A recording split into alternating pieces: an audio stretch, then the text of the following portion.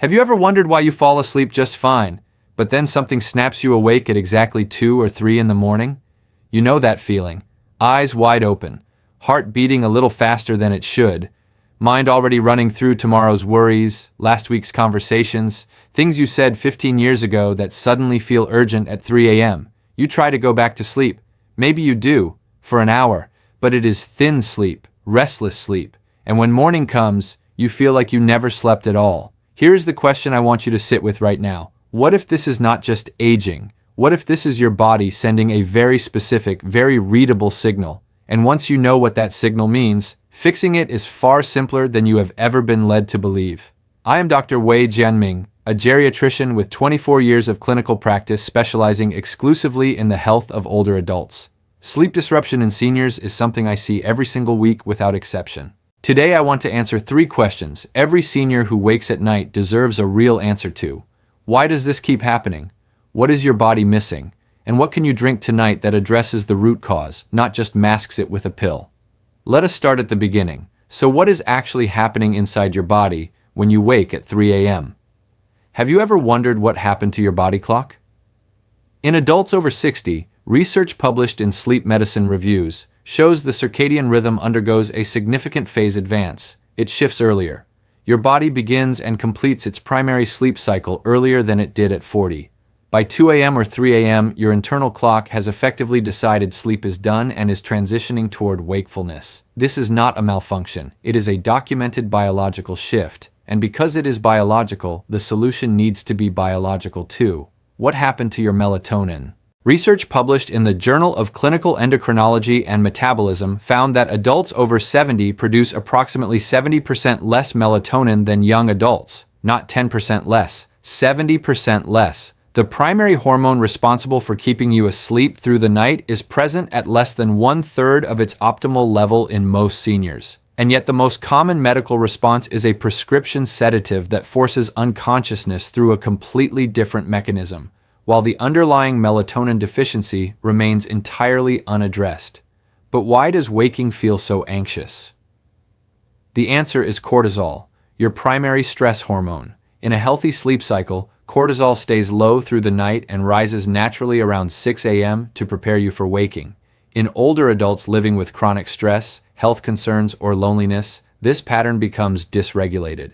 Research published in Psychoneuroendocrinology found that elderly adults with disrupted sleep show significantly elevated nighttime cortisol levels. What does that feel like at 2 a.m.? Heart beating too fast, racing mind, vague anxiety you cannot attach to anything specific, exactly what millions of seniors experience every single night. Is there one thing connecting all of this? Yes, magnesium. Magnesium is involved in over 300 biochemical processes, including regulating the nervous system's transition from alertness to calm, controlling GABA receptors that quiet the brain for sleep, supporting melatonin synthesis, and regulating cortisol production. Research published in Nutrients found that approximately 75% of adults over 65 do not consume adequate magnesium. 3/4, deficient in the single mineral most critical to healthy sleep. And most have no idea because magnesium deficiency does not show up on a standard blood panel unless it is severe. And why does waking happen at the same time every night? Between 2 a.m. and 4 a.m., blood sugar reaches its lowest point of the 24-hour cycle. In older adults with reduced insulin sensitivity, this overnight dip can become significant enough to trigger a stress response. The body releases adrenaline and cortisol to raise blood sugar, and those hormones wake you up completely. Suddenly, with that characteristic feeling of alertness and mild anxiety that makes falling back asleep so difficult. Now you understand the 5 mechanisms: circadian phase advance, melatonin decline, cortisol dysregulation, magnesium deficiency, overnight blood sugar instability, which brings us to the question everyone is asking. What exactly is this drink, and does it really address all 5? The Senior Deep Sleep Drink. 1 cup warm milk or unsweetened warm oat milk, 1 teaspoon pure Tart cherry juice concentrate, 1/2 teaspoon ashwagandha powder, 1/4 teaspoon magnesium glycinate powder, 1 small pinch of nutmeg, optional, 1 to 2 teaspoon raw honey. Drink it 45 to 60 minutes before your intended sleep time, not right before bed, so the active compounds have time to begin working before you lie down. Now, why these specific ingredients? Everyone earns its place through a documented biological mechanism.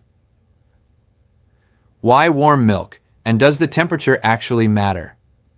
Dairy milk contains tryptophan, the direct biochemical precursor to serotonin, which converts to melatonin in the brain. Consuming tryptophan in the evening directly supports your body's melatonin production, which, as we established, is severely diminished in older adults. Milk also contains casein, a slow-digesting protein that releases gradually into the bloodstream over several hours, stabilizing blood sugar through the overnight period and directly addressing the 3 a.m. blood sugar drop. Research published in the American Journal of Clinical Nutrition found that tryptophan-rich foods consumed in the evening measurably increase overnight melatonin levels and improve sleep continuity in older adults. And yes, the warmth matters. Warm liquids raise core body temperature slightly, after which the body's cooling response is enhanced. Research shows this temperature cycling, triggered 45 to 60 minutes before bed, can reduce time to fall asleep and improve sleep depth. For seniors who are lactose intolerant, unsweetened oat milk is the ideal alternative. It contains compounds with mild calming properties and a carbohydrate base that helps tryptophan cross the blood-brain barrier more effectively. Why tart cherry? And is it really different from regular cherry juice? Tart cherries are one of the very few natural food sources of actual dietary melatonin. Not a precursor, not a stimulator. Measurable melatonin present in the fruit itself. A randomized controlled trial published in the European Journal of Nutrition found that adults over 50 who consumed tart cherry juice for 2 weeks showed significant increases in melatonin levels, improvements in total sleep time, and reduced nighttime waking. A follow-up study in the American Journal of Therapeutics specifically examined tart cherry juice in older adults with insomnia, finding it reduced waking after sleep onset by 39 minutes on average. Yes, this is completely different from regular sweet cherry juice, which does not contain the same melatonin or anthocyanin concentrations. 1 teaspoon of tart cherry concentrate is the appropriate dose. Why ashwagandha? And is it safe for seniors? Ashwagandha is an adaptogenic herb with over 3,000 years of use and a growing body of Western clinical research specifically around sleep and cortisol regulation. A double-blind, randomized controlled trial published in the journal Medicine found that adults taking ashwagandha for 8 weeks showed significant reductions in cortisol levels and reduced nighttime waking, directly addressing the cortisol dysregulation mechanism behind 3 a.m. waking. A separate study in the Journal of Ethnopharmacology found that ashwagandha's active compounds interact with GABA receptors, producing a calming effect mechanistically similar to anti-anxiety medications, but without dependency, tolerance, or morning cognitive impairment that those medications regularly produce in elderly patients. One important note, ashwagandha has mild thyroid-stimulating properties. Seniors with hyperthyroidism or those on thyroid medication should consult their physician before using it. Why magnesium glycinate specifically, and not just any magnesium? The form matters. Magnesium glycinate, magnesium bonded to the amino acid glycine, has superior absorption and the highest gastrointestinal tolerability of any magnesium form. Other forms like magnesium oxide can cause loose stools, not ideal for nighttime use. What does magnesium do for sleep? It activates GABA receptors, the brain's primary calming mechanism. Without adequate magnesium, GABA receptors are less responsive, directly producing the racing mind seniors experience when they wake at 3 a.m. It regulates cortisol production, and it is required as a cofactor for the enzyme that converts serotonin to melatonin, meaning without magnesium, melatonin production is impaired even when tryptophan is available. A randomized clinical trial published in the Journal of Research in Medical Sciences found that elderly adults with insomnia who received magnesium supplementation for 8 weeks showed significant improvements in sleep duration, sleep efficiency, and early morning awakening. Melatonin levels rose, cortisol levels fell, both statistically significant. The quarter teaspoon in this drink provides approximately 100 to 120 milligrams of elemental magnesium, gentle, appropriate, and helps close the deficiency gap without exceeding safe limits. Why nutmeg, and why just a pinch? Nutmeg contains compounds that influence serotonin metabolism and produce mild sedative effects at appropriate doses. A study in the Journal of Medicinal Food found nutmeg extract significantly reduced sleep onset time and increased total sleep duration. It also adds anti-inflammatory properties alongside the ashwagandha and tart cherry. The pinch instruction is genuinely important. Nutmeg at culinary doses is completely safe. At large doses, several teaspoons, it becomes toxic. More is not better here. A tiny pinch on the tip of a teaspoon. That is all. And why raw honey? Isn't sugar before bed a bad idea? Raw honey specifically causes a small controlled rise in insulin that facilitates tryptophan's transport across the blood-brain barrier, making the tryptophan from the milk more available for melatonin synthesis. It also raises liver glycogen modestly, providing the stored glucose the liver releases gradually overnight to maintain blood sugar stability through the 3 a.m. window. Raw, not processed. Half a teaspoon, not more. Processed commercial honey loses most of its enzymatic activity during production, and the blood sugar stabilizing benefit disappears with it. The drink works within the context of your evening habits, and some of those habits are working directly against your sleep biology, often more powerfully than most people realize. Are you having a drink in the evening because you think it helps you sleep? Alcohol genuinely feels like it helps. It reduces time to fall asleep. But research published in Alcoholism, Clinical and Experimental Research shows it fundamentally disrupts sleep architecture in the second half of the night, suppressing REM sleep and producing a rebound effect as it is metabolized, one of the most common causes of 3 a.m. waking. And in older adults, alcohol metabolism is significantly slower. The same amount that clears a younger person's system by midnight may still be actively disrupting an elderly person's sleep at 3 a.m. The connection between the evening drink and the 3 a.m. waking is not coincidental. Could your phone or television be affecting your melatonin that much? More than most seniors are told. Blue light from screens directly suppresses melatonin production by signaling to the brain that it is still daytime. Research published in the Proceedings of the National Academy of Sciences found that evening screen use shifted melatonin onset by 1.5 hours and reduced melatonin levels by approximately 55%. In a younger adult, a 55% suppression still leaves enough melatonin for sleep. In a senior already producing 70% less than a young adult, a further 55% reduction almost completely eliminates the melatonin signal for the night. The bedtime drink supports melatonin. Evening screens destroy it. They cannot both win. Screens off 60 minutes before bed. What about that afternoon coffee? Surely it has cleared your system by bedtime. Almost certainly not, and this surprises most people. The half-life of caffeine in adults over 65 extends to 7 to 10 hours due to reduced liver enzyme activity. A cup of coffee at 2 p.m. contains measurable active caffeine in an elderly person's bloodstream at midnight. A 4 p.m. cup may still be affecting sleep at 2 a.m. The time gap between cause and effect is so long that most seniors never make the connection. Stop caffeine after 1 p.m. And is there a balance to strike with evening fluids? Yes, and this is specific to seniors. Adequate hydration matters. Dehydration causes its own sleep disruptions, including muscle cramps and elevated heart rate. But excessive fluid in the 2 to 3 hours before bed creates nocturia, nighttime urination, one of the most common causes of waking in adults over 65. The bedtime drink is approximately 1 cup, small enough not to significantly impact urinary frequency while still delivering the active ingredients. Hydrate well during the day. Reduce fluids after 7 p.m. Make the bedtime drink your last significant fluid of the evening. So now that we know what to drink and what to avoid, what does sleep science say about the environment surrounding senior sleep? Most people never seriously ask this question, but the room itself is actively working with or against your sleep biology every single night. Does room temperature really affect whether you wake at 3 a.m.? More directly than most people realize.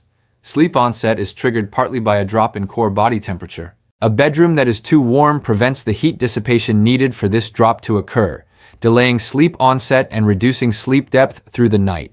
Research published in Sleep Medicine Reviews found the optimal bedroom temperature for older adults is between 65 and 68 degrees Fahrenheit, cooler than most seniors keep their bedrooms. The warm bedtime drink initiates the cooling cascade 45 minutes before bed. A cool bedroom environment supports that same process. They work together.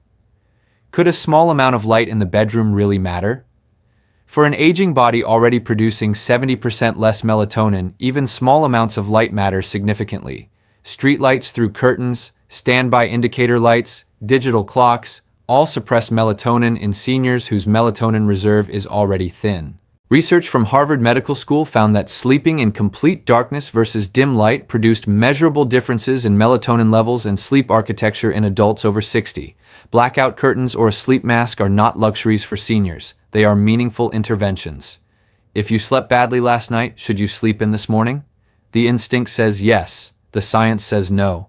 Sleeping in resets your circadian clock later, making it harder to feel tired at the appropriate time the following evening, creating a cycle of increasingly disrupted sleep that compounds over days. Geriatric sleep research published in the journal Sleep found that wake time consistency was a stronger predictor of sleep quality in older adults than bedtime consistency. Your wake time is the anchor of your entire sleep architecture. Protect it even after a bad night. And what is the question most seniors ask themselves at 3 a.m. that actually makes everything worse? Why can't I just fall back asleep? The frustration of asking that question raises cortisol. Elevated cortisol prevents sleep. The anxiety about not sleeping feeds the exact biological state that prevents sleep. The cycle is self-perpetuating. A technique called paradoxical intention breaks this cycle. Instead of trying to fall asleep, which creates performance pressure, you actively try to stay awake with eyes closed in a relaxed position.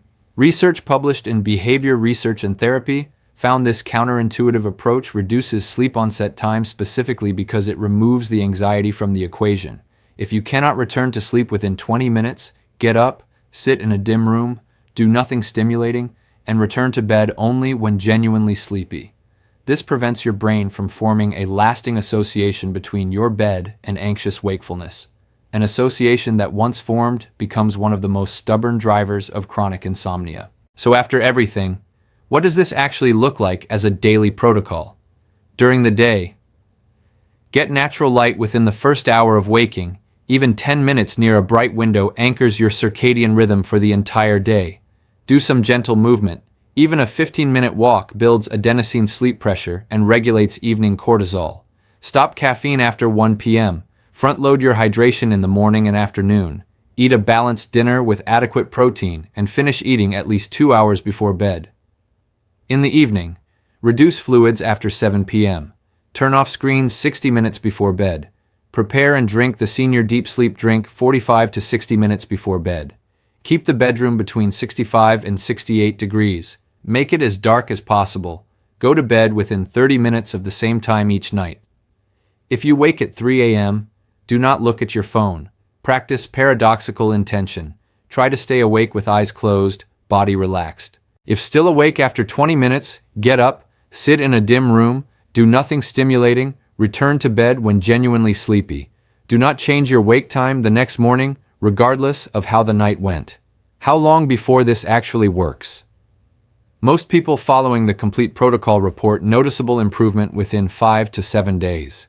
Meaningful reduction in nighttime waking typically appears within 2 to 3 weeks, aligning with the clinical research timelines on magnesium and Tart cherry juice. Full optimization takes 4 to 6 weeks, slower than a sleeping pill, permanent rather than temporary, and without the morning grogginess, cognitive impairment, fall risk, and dependency that pharmaceutical sleep aids regularly produce in elderly patients. So after everything, what is the single most important thing to take from today? The question worth asking is not, why can't I sleep? The better question is, what does my aging body specifically need that it is not currently getting? Poor sleep in seniors is not a character flaw. It is not the inevitable price of getting older. It is a biological reality with 5 specific addressable mechanisms. And a drink that addresses all 5, made from ingredients available in any grocery store, costing less per serving than most supplements, ready in 5 minutes, is worth trying before accepting either insomnia or a prescription that introduces new risks while solving none of the underlying causes. But I also want to ask you one final question. How long have you been accepting poor sleep as simply part of aging, without ever asking whether something specific and correctable might be behind it? If the answer is months or years, bring that question to your physician, not necessarily for a prescription, but for a full evaluation. Sleep disruption can sometimes signal underlying conditions, sleep apnea, thyroid dysfunction, medication side effects, that deserve clinical assessment. Use the drink, use the protocol, and use the doctor who knows your complete picture. Sleep well. You have genuinely earned it.